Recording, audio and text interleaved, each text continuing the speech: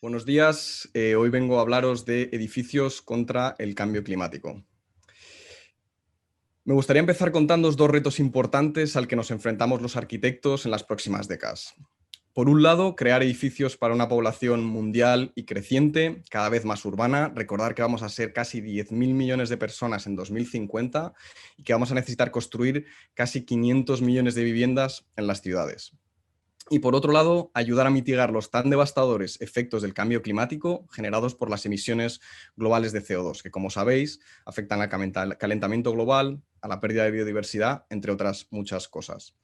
Me gustaría contaros que una de las soluciones importantes para ambos retos pasa por construir viviendas, edificios, ciudades e incluso rascacielos con el material de la construcción del futuro, la madera ingenierizada.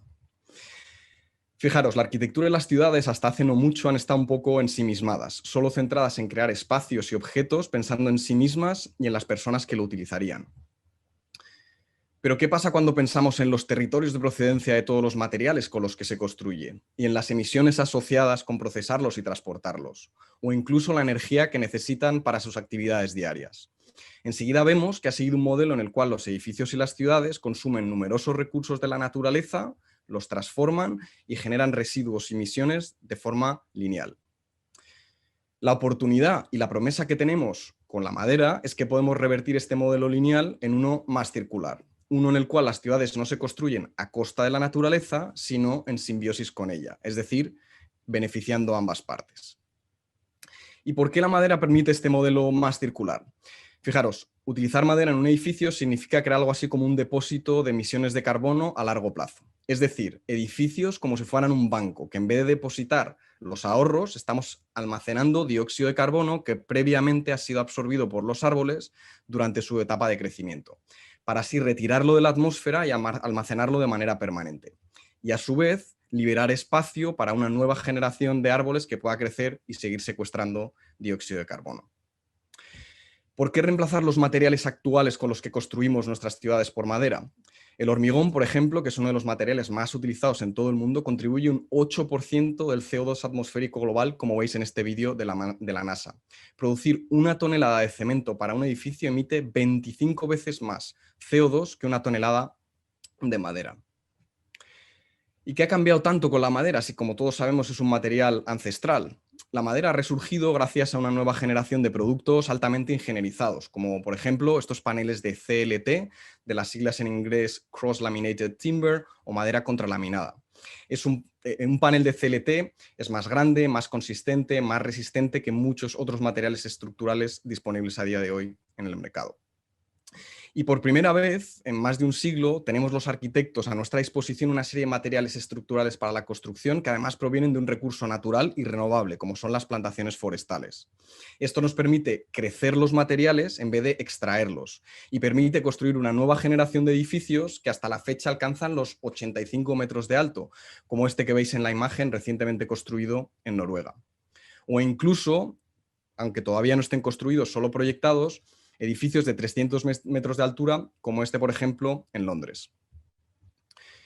Y os preguntaréis, claro, cuanto más madera utilicemos para construir, menos bosques tendremos, ¿no? Fijaros, la mayoría de la deforestación que ocurre en el mundo, que es un problema extremadamente grave, no proviene de cortar árboles para hacer edificios, sino para nuevos terrenos agrícolas. De hecho, una mayor demanda de madera, como nos apuntan todos los científicos, generaría justo lo contrario, la necesidad de aumentar la superficie forestal global. Y una aclaración, una plantación forestal es un cultivo, como veis en la derecha, no un bosque. Los bosques autóctonos, como podéis ver en la imagen de la izquierda, son ricos en biodiversidad y tienen obviamente un valor ambiental incalculable y esos hay que conservarlos siempre. Y asumiendo que a estas alturas de la charla estáis diciendo todos, ok, estamos casi convencidos, Dani, de que la madera es el material de la construcción del futuro. Pero esto, ¿cómo cambia la vida del arquitecto? ¿Qué retos nuevos trae? ¿Por qué esto es un ilusionante para una nueva generación de arquitectos? Aquí van algunos cambios que yo considero importantes. Primero de todo, diseñamos los edificios que se construyen mayoritariamente en fábricas y que se ensamblan algo así como una construcción de Lego a escala real. Esto requiere de nuestra parte más diseño y más control de todas las piezas, aumentando de alguna manera nuestro papel como arquitectos en el proceso. Segundo, es una construcción entre un 25 y un 30% más rápida, además de ser más limpia, ya que genera muchos menos residuos en obra, con menos riesgo también para los trabajadores, algo muy importante que, como sabéis, como arquitectos tenemos mucha responsabilidad sobre eso. 3. Pasamos de solo dibujar edificios a ser de alguna manera parte activa del proceso de construcción y de la gestión de obra, haciendo algo así como de coreógrafos de un baile de piezas prefabricadas en madera. El cuarto aspecto que considero importante es que la madera permite a los arquitectos el uso de herramientas de fabricación digital, es decir, robots de todo tipo para fabricar casi cualquier cosa con casi cualquier forma, como veis, por ejemplo, en estas dos imágenes.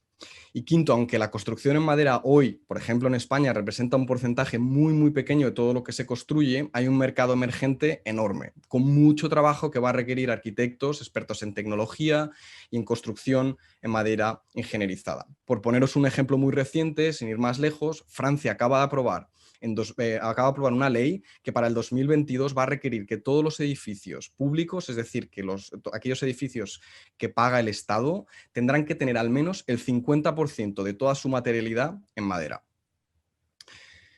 Me gustaría, para acabar, hablaros de algunas de las cosas en las que yo estoy involucrado como arquitecto y cómo estas caen en diversos campos de conocimiento y escalas muy variadas. Como sabéis, siempre nos han dicho que la ciencia es para la exploración, la ingeniería es para la invención, el diseño para la comunicación y el arte es para la expresión. Una de mis cosas favoritas de la arquitectura, a diferencia de otras profesiones, es que tiene la ventaja de ser transversal a estas divisiones. Por ejemplo, como arquitecto, metido en esta agenda que yo considero tan prometedora de la construcción industrializada en madera, realizo actividades profesionales muy variadas. Por ejemplo, como diseñador, proyecto y construyo edificios ecológicos experimentales que generan su propia energía, construidos en madera, como estos pabellones que podéis ver en la imagen, o con estas casas solares como la Fab Lab House, en los cuales he realizado hace unos años desde el Instituto de Arquitectura Avanzada de Cataluña.